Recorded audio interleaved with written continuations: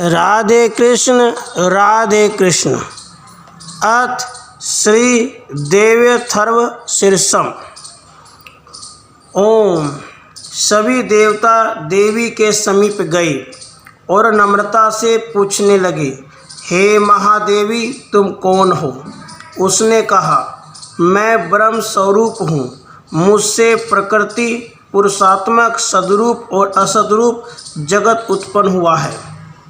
मैं आनंद और अनानंद रूपा हूँ। मैं विज्ञान और अविज्ञान रूपा हूँ। अवश्य जानने योग्य ब्रह्म और अब्रह्म भी मैं ही हूँ।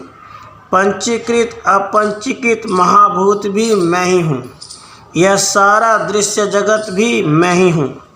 वेद अवेद मैं ही हूँ। विद्या अविद्या मैं ही हूँ। अजा अनजा मैं ही हूँ। नीचे ऊपर अगल बगल भी मैं ही हूँ। मैं रुद्रों और वसुओं के रूप में संचार करती हूँ। मैं आदित्यों और विश्वदेवों के रूप में फिरा करती हूँ।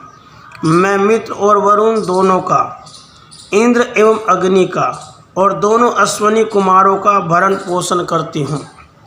मैं सोम, त्वष्टा, पूषा और भग को धारण करती हूँ। त्रैलोक्य को आक्रांत करने के लिए विस्तीर्ण पादक्षेप करने वाले विष्णु, ब्रह्मदेव और प्रजापति को मैं ही धारण करती हूँ। देवों को उत्तम हवि पहुँचाने वाले, सोम रस निकालने वाले यजमान के लिए हवि द्रव्यों से युक्त धन धारण करती हूँ।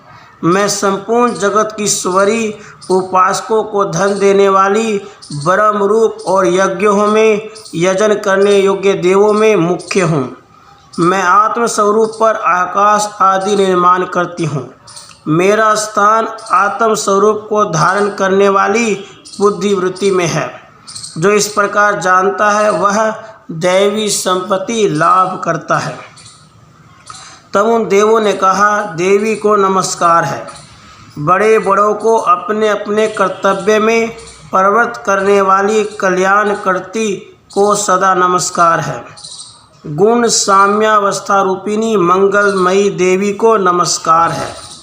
नियम युक्त होकर हम उन्हें प्रणाम करते हैं। उन अग्नि के से वर्ण वाली, ज्ञान से जगमगाने वाली, दीप्तिमती, कर्म फल प्राप्ति के हेतु सेवन की जाने वाली दुर्गा देवी की हम शरण में हैं। असुरों का नाश करने वाली देवी तुम्हें नमस्कार है।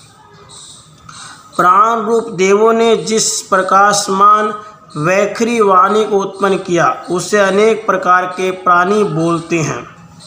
वह कामधेनु तुल्य आनंददायक और अन्न तथा बल देने वाली वाग रूपिणी भगवती उत्तम स्तुति से संतुष्ट होकर हमारे समीप आई।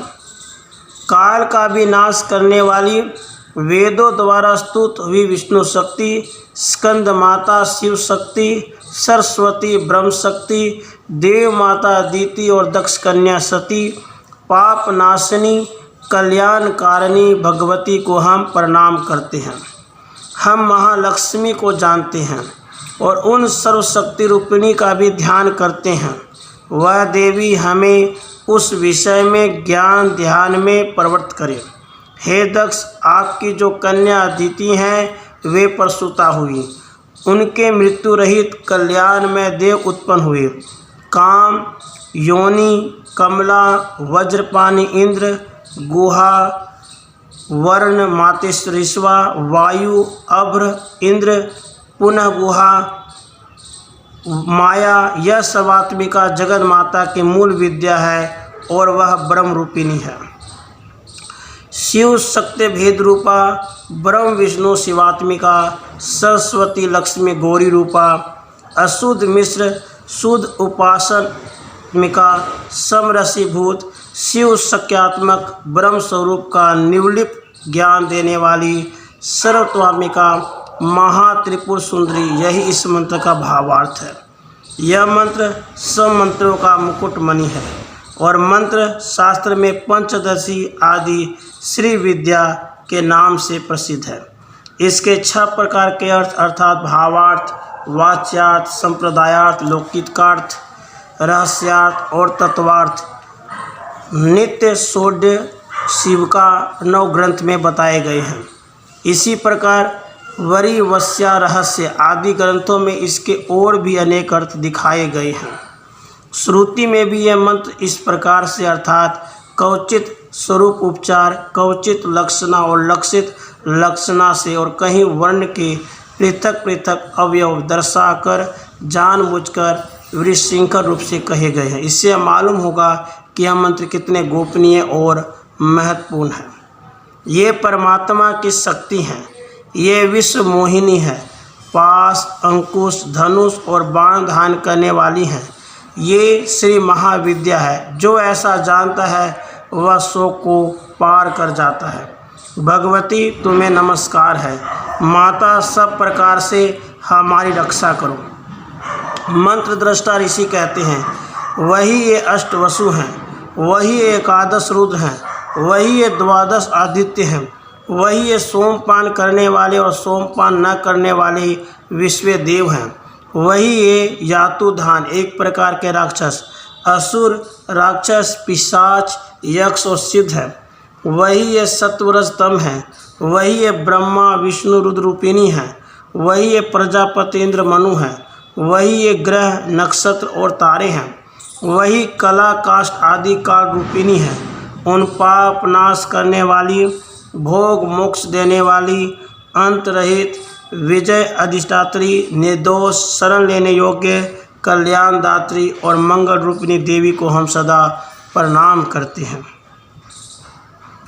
वियत आकाश तथा ईकार से युक्त वितिहोत्र अग्नि सहित अर्धचंद्र से अलंकृत जो देवी का बीज है वह सब मनोरथ पूर्ण करने वाला है।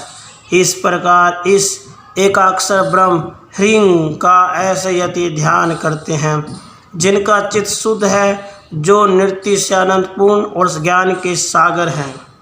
यह मंत्र देवी प्रणव माना जाता है।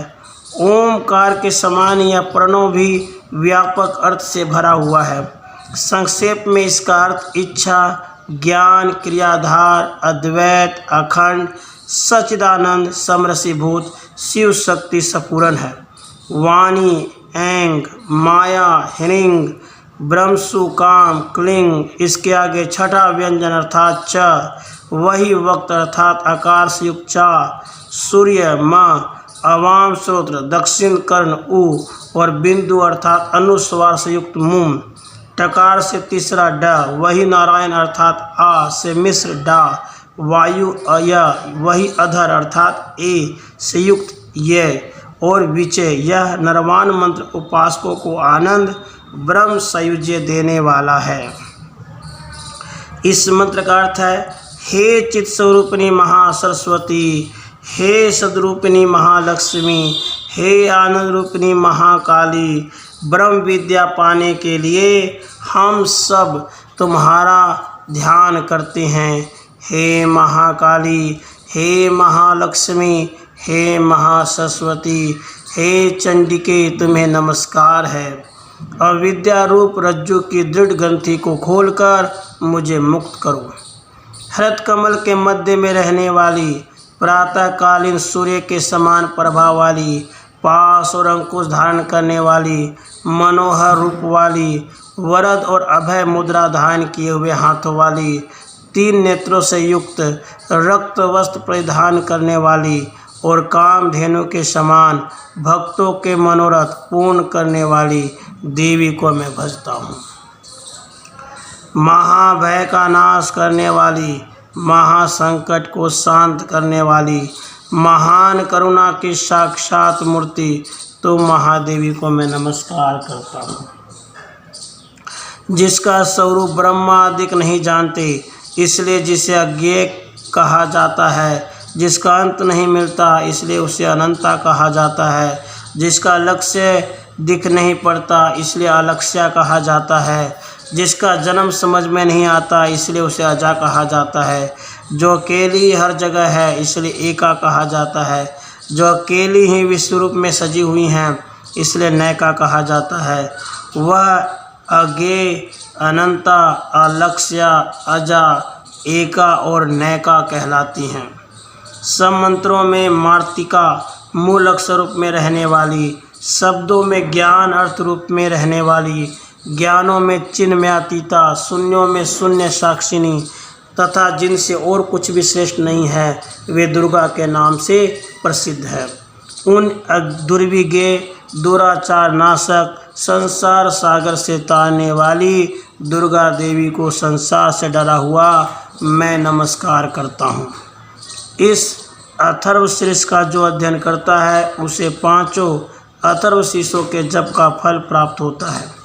इस अथर्वशीर्ष को न जानकर जो प्रतिमा स्थापन करता है वह सैकड़ों लाख जप करके भी अर्चा सिद्धि नहीं प्राप्त करता।